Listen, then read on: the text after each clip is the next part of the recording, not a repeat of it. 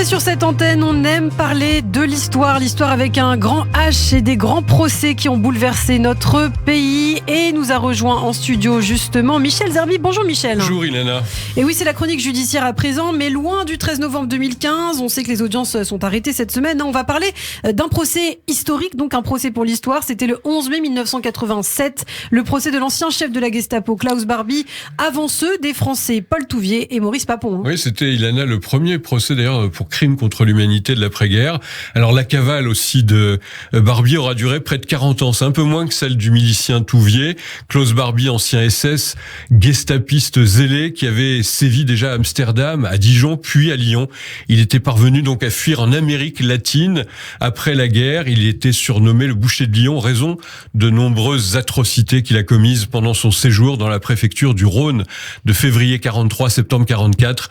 Il aura donc échappé pendant 4 décennies à toute poursuite judiciaire. Et comme beaucoup de nazis, il avait trouvé refuge en Amérique du Sud et il y avait sévi aussi. Absolument tranquillement installé au Pérou, puis en Bolivie. En Bolivie, Barbie travaille pendant quelques décennies pour les services secrets du pays. D'ailleurs, ces méthodes d'interrogatoire nazi sont utilisées par la dictature à l'époque contre les opposants.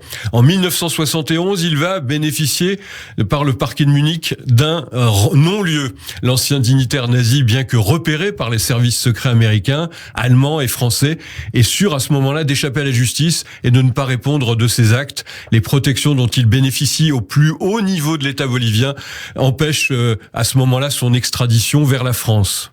C'est l'un des moments importants, les Klarsfeld qui vont entrer dans la légende des chasseurs de nazis, et un journaliste français, Ladislas de Royos. Absolument, on va raconter cette histoire.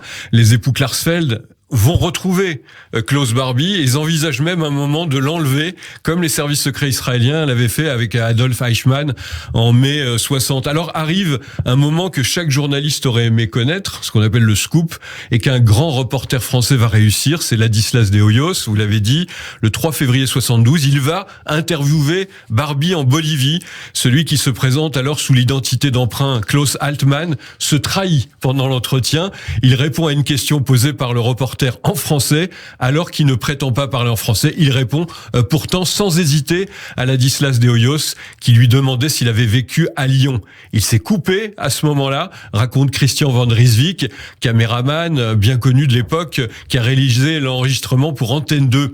La police bolivienne va demander à confisquer la vidéo, qu'habilement les journalistes français vont réussir à garder. Grand moment presque romanesque de reportage. Mais Ilana, il faudra cependant attendre la chute du dictateur bolivien Banzer pour que les autorités l'arrêtent et acceptent de le livrer à la justice française en détention. Klaus Altmann reconnaît vite être Barbie, avoir participé à l'arrestation de résistants, notamment celle de Jean Moulin, mais il nie être responsable de la déportation des Juifs. Ces dénégations seront balayées, vous l'imaginez bien, par les dizaines de témoignages et de documents qui prouvent son implication active dans la Shoah. Un procès historique, c'est comme ça qu'est qualifié ce procès, Michel. Oui, extradé le 5 février 83, finalement Klaus Barbie sera jugé par la cour d'assises du Rhône à Lyon de mai 11 mai jusqu'au 4 juillet 87. Ce sera donc le premier procès pour crime contre l'humanité en France, et pour la première fois aussi, en vertu d'une loi voulue par Robert Badinter, qui était le garde des Sceaux de l'époque, ce procès d'assises est filmé, au cours duquel 107 témoins, 42 avocats ont pris la parole.